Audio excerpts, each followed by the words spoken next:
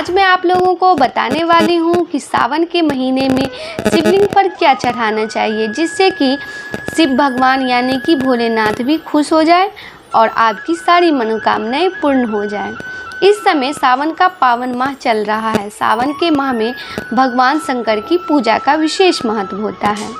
सावन का महीना शिव जी को समर्पित होता है। इस माह में शिव जी की पूजा अर्चना करने से शुभ फल की प्राप्ति होती है। दोस्तों, इस समय सावन का पावन माह चल रहा है। सावन के माह में भगवान शंकर की पूजा का विशेष महत्व होता है। सावन का महीना शिव जी को समर्पित होता है। इस माह में शिव जी की पूजा अर्चना से करने से शुभ फल की प्राप्ति होती है। धार्मिक मान्यताओं के अनुसार शिवलिंग पर कुछ चीज़ें चढ़ाने से शिव जी प्रसन्न हो जाते हैं और वो कुछ चीज़ें जो है आज की इस वीडियो में हम आपको बताएंगे। तो ये ज़रूर देखें कि क्या क्या शिवलिंग पे चढ़ाना चाहिए। दोस्तों, चलिए बताते हैं आपको, तो वीडियो को अंत तक ज़रूर देखें। सबसे पहले है कि जल। शिव जी को प्रसन्न करने का सबसे आसान उपाय है शिवलिंग पर जल चढ़ाना। शिव जी को प्रसन्न करने के लिए ओम नमः शिवाय का जाप करते हुए शिवलिंग पर जल अर्पित करने चाहिए। धार्मिक मान्यताओं के अनुसार शिवलिंग पर जल अर्पित करने से चित्त शांत होता है। शिवलिंग पर दूध चढ़ाने से भी शिव जी प्रसन्न होते हैं। धार्मिक मान्यताओं के अनुसार शिवलिंग पर दूध अर्पित करने से व्यक्ति सदैव स्वस्थ और रोग मुक्त रहते हैं। शिवलिंग पर चीनी चढ़ाना भी शुभ माना जाता है। ऐसा करने से शिव जी प्रसन्न होते हैं। धार्मिक मान्यताओं के अनुसार शिवलिंग पर चीनी अर्पित करने से घर में कभी भी यश, वैभव और कीर्ति की कमी नहीं होती है। शिवलिंग पर केसर अर्पित करने से भी भगवान शिव की विशेष कृपा प्राप्त होती है। धार्मिक मान्यताओं के अनुसार लाल केसर से शिव जी की तिलक करने से जीवन में सौम्यता आती है और मांगलिक दोष समाप्त होते हैं। दोस्तों, शिवलिंग पर इत्र अर्पित करने से भगवान शिव प्रसन्न होते हैं। धार्मिक मान्यताओं के अनुसार शिवलिंग पर इत्र अर्पित करने से मन की शुद्धि होती है और तामसी प्रवृत्तियों से मुक्ति हो जाती है। शिवलिंग पर दही भी अर्पित करना चाहिए। धार्मिक मान्यताओं के अनुसार ऐसा करने से व्यक्ति परिपक्व बनता है और जीवन में स्थिरता आती है। शिवलिंग पर देसी घी अर्पित करने से शिव जी की कृपा प्राप्त होती है। धार्मिक मान्यताओं के अनुसार शिवलिंग का घी से अभिषेक करने से व्यक्ति बलवान बनता है। शिवलिंग पर चंदन अवश्य लगाएं। धार्मिक मान्यताओं के अनुसार ऐसा करने से इंसान को आकर्षक रूप से मिलता है और जीवन में मान, सम्मान और ख्याति की कभी कमी नहीं होती है। धन का लाभ होता है। शिवलिंग पर शहद भी अर्पित करना चाहिए। धार्मिक मान्यताओं के अनुसार ऐसा करने से वाणी में मधुरता आती है और दिल में परोपकार की भावना जागती है। शिवलिंग पर भांग भी अर्पित करी जाती है। भगवान शिव को भांग अर्पित करना शुभ माना जाता है। आप शिव जी को प्रसन्न करने के लिए शिवलिंग पर रोज जल चढ़ाते हैं तो आपको जल चढ़ाने का सही तरीका जरूर जान लेना चाहिए। अगर सही तरीका नहीं मालूम है और गलत तरीके से आप जल चढ़ाते हैं शिवलिंग पे तो उसका फल आपको बुरा भुगतना पड़ सकता है। आपका घर भी बर्बाद हो सकता है। तो इसलिए जल चढ़ाने का सही तरीका आपको मालूम होना चाहिए। शास्त्रों में पूजा पाठ के कुछ विशेष नियम बनाए गए हैं।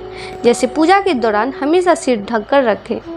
सुहागिन स्त्रियां 16 श्रृंगार करें। कभी भी अखंडित अक्षत भगवान को ना चढ़ाएं।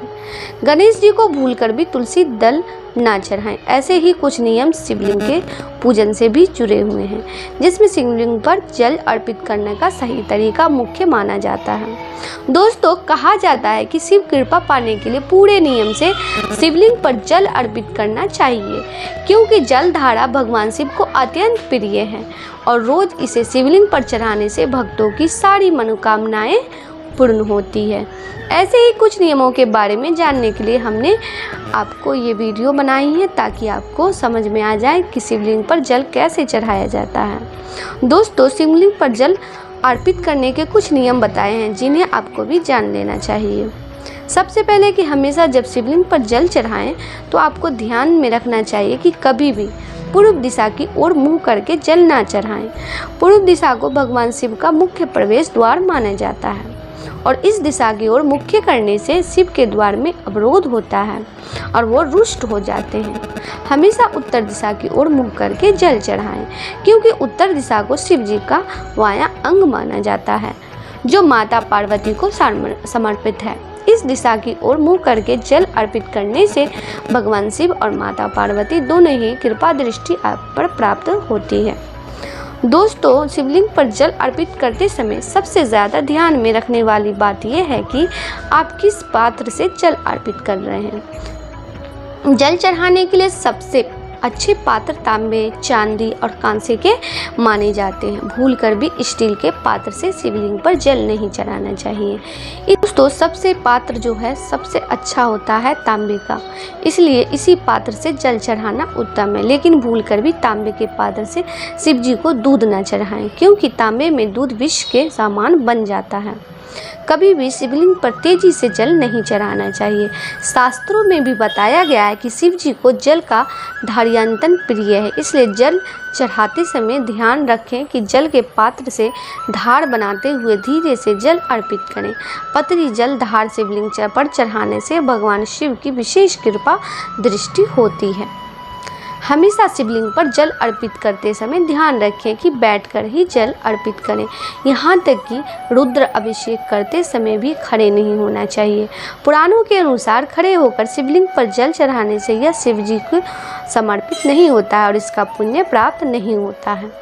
कभी भी शिवलिंग पर शंख से जल नहीं चढ़ाना चाहिए। ऐसा करने से शिव कृपा प्राप्त नहीं होती है। शिव पुराण के अनुसार शिव जी के शंखचूड़ नाम है दैत्य का वध किया था। ऐसा माना जाता है कि शंख उसी दैत्य के हड्डियों से बने होते हैं, इसलिए शिवलिंग पर शंख से जल नहीं चढ़ाना चाहिए।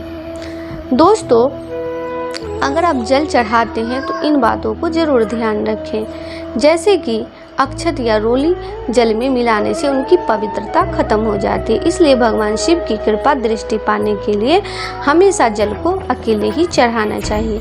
अगर आप शिवलिंग पर जल अर्पित करते हैं तो भगवान शिव की कृपा पाने के लिए आपको यहाँ बताए सभी बातों का ध्यान भी रखना चाहिए। दोस्तों, ऐसा माना जाता है कि यह महीना देवताओं के भगवान महादेव को बहुत प्रिय होता है। सावन के महीने में शिव की पूजा करने से वो प्रसन्न होते हैं और भक्त को आशीर्वाद देते हैं। शिव पुराण की बात करें तो इसमें कई ऐसी बातें बताई गई हैं जिन्हें कभी भी भोलेनाथ की पूजा में शामिल नहीं करनी चाहिए।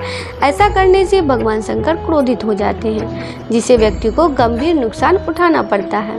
तो चलिए जानते हैं कि वो काम कौन से हैं जिससे कि भगवान क्रोधित हो जाते हैं। दोस्तों, पुराणों में भगवान शिव को सहारंग कहा गया है, अर्थात जब संसार वो अत्याचार बढ़ते हैं तो वे अपना तीसरा नेत्र खोलकर उसका नाश कर देते हैं। उन्होंने माता पार्वती से विवाह किया था, लेकिन वे मूल रूप से बैरागी हैं, इसलिए उनकी पूजा की थाली में कभी भी सिंदूर और कुमकुम जैसी सजावट की चीज़ें रखना मना है।